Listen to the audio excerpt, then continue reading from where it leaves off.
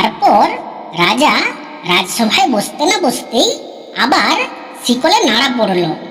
রাজা আবার ছুটে গেলেন, গিয়ে দেখেন এবারও কিছুই না। মনের কষ্টে রাজা রাগ করে বললেন, ছেলে না হতে হতে আবার শিকলে কে নাড়া দিল? আমি আজকে সব রানীকে কেটে ফেলব।